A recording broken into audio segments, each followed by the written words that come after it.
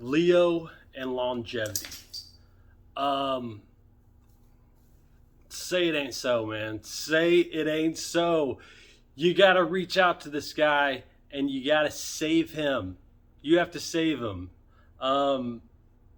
Leo, for those who haven't seen his channel, he's very science-based, smart dude. I found him a couple weeks ago. I watched his whole series on serotonin, and I love his videos, and I would love to get a chance to talk to him one day, but there was a very troubling video that I saw from Leo, and I would highly recommend him editing this out or just removing the video altogether, because it is very dangerous advice. And I always like to start off and say that I am not a medical professional. I'm not a doctor. I'm not recommending anybody do what I say. This is just silly banter, and at the end of the day, just sit back and relax. When I go into these topics, I like to state that this is such a complicated thing to answer, and this is one of those topics, okay? So a lot of men think of estrogen as a woman characteristic because women are estrogen dominant. A lot of men think estrogen is bad. Estrogen is necessary. Healthy levels of estrogen are necessary for many functions in the body. It's neuroprotective. It protects the heart. A lot of people don't know that estrogen is anabolic. Not too much. That's key here. Not too much estrogen. Healthy levels of estrogen is very important for not only building muscle, but performance in the bedroom. If you want to have erectile dysfunction, then blast your estrogen levels to a super high level, and that's how you will achieve it. I'm not telling you to do that. That was just a joke. So a lot of the problems that come with estrogen that's too low in a male that he talked about in this video, he talked about like your hair falling out and all the things that come with low estrogen. It's going to come with estrogen that's too high, okay? Estrogen that is too high in a male, which is over 60 picograms per milliliter if you're measuring estrone, and it's over 40 picograms per milliliter if you're measuring estradiol. These are different components of estrogen. Estrogen is not as easy to measure as testosterone, because testosterone, you can just get a free testosterone test, but there's many aspects of estrogen that you have to measure. High estrogen, when your estrogen is too high and you're taking it out of that healthy range, you are putting yourself at risk for so many awful things, from certain types of cancer to stroke to diabetes to weakening of the bones to blood clotting, all the things that it protects. The reverse effect happens when you become oversaturated with estrogen. And even in estrogen dominant women, when their estrogen gets too high, they're at tremendous risk for breast cancer. So not only is super high estrogen in males bad, but it's also bad for females. Now, the guy in this video asked Leo, I assumed his name is Leo, I don't know his name. He asked him, should I take an aromatase inhibitor, which is an estrogen blocker, during my steroid cycle? And Leo basically said, I personally would never take one. And he started going on how important estrogen is. So he goes on and goes on. And so this poor guy that asked him this question is probably like, okay, I'm going to blast anabolics without using an aromatase inhibitor. Now, aromatase inhibitors have been shown to not be the healthiest compounds or drugs, I should say. I just like saying compound for whatever reason, but they have been shown to not be the healthiest drugs. They weaken your bones. They are bad for cholesterol, bad for your heart.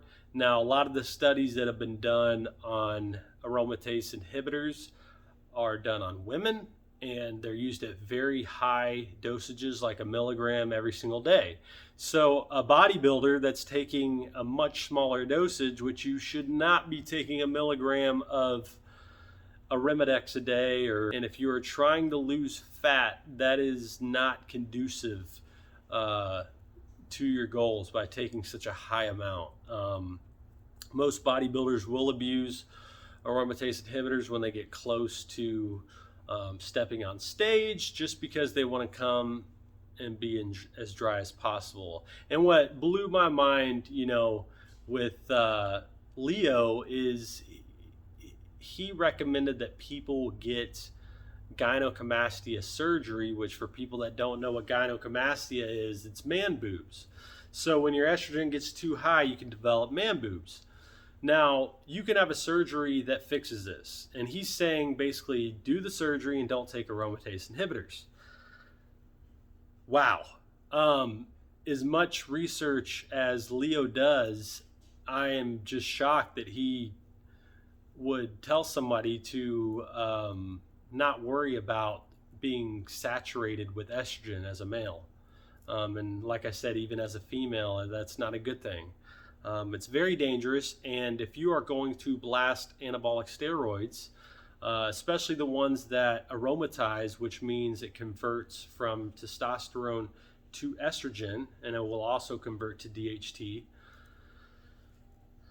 you have to control your estrogen. Now, there are freaks of natures out there that can probably get away with blasting aromatizing anabolics and remain in the normal range. And I'm talking to the general population. If you're taking things like D-bol and testosterone, and I don't think DECA really aromatizes at a high rate, but if you're taking these super, super high aromatizing drugs, you have to control your estrogen. And if you don't care about your health, you just want to get big as possible, and you want to do it in the most cost-effective way as possible, and you just don't care, then this video isn't for you. But you don't have to ruin your body by taking steroids. You don't have to have this mentality of, okay, I'm going to take steroids and it's already bad for me, so whatever, I'm not going to look out for anything else. Don't you want to live long? Don't you want to lift for the rest of your life? If you love to lift, don't you want to progress for the rest of your life? Do you want to create something that's sustainable? Taking anabolic steroids at a very, very high dosage, with most people do on cycles, and not controlling your estrogen is not conducive to health, and it's not conducive to maintaining cycling them long term. And most people are not going to do 1 cycle or 2 cycles and quit. Actually, the people that do that typically quit lifting altogether, because they don't want to do steroids anymore, and they realized how good they were, and they just couldn't go back to normal lifting. It just wasn't the same. So now let's talk about TRT, because that's completely different. When you are on TRT, so you want to keep your testosterone optimized for the rest of your life. And for people that don't know, once you hit the age of 30, your testosterone lowers every single year until you die. So what a lot of men are doing nowadays is they're going to clinics and they're getting exogenous testosterone, and basically it is the fountain of youth. You're able to, if you're taking 200 milligrams a week, you're able to basically have more testosterone in your body than you did in your teenage years and in your lower 20s, because your body cannot even produce the equivalence of 200 milligrams of exogenous testosterone a week. So the people that do TRT and they're looking for longevity, it is a very good thing to try to do it without using aromatase inhibitors, whether that means using a lower dosage or using natural supplements that lower estrogen.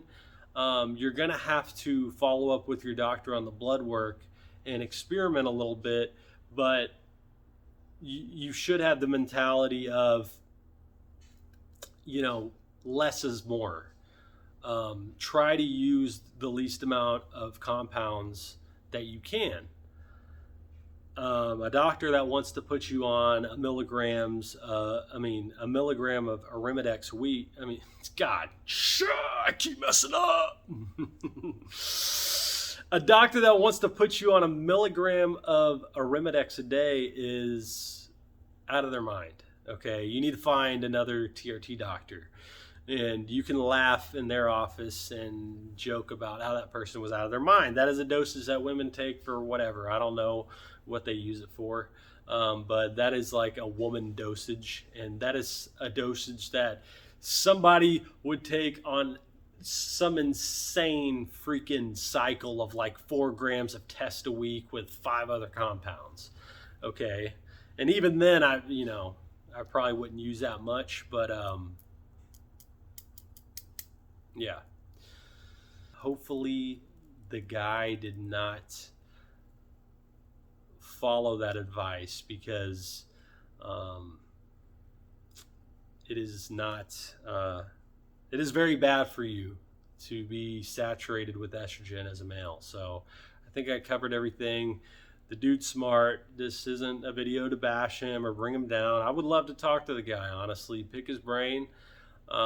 He knows a lot more about science than I do. I'm trying to do daily videos.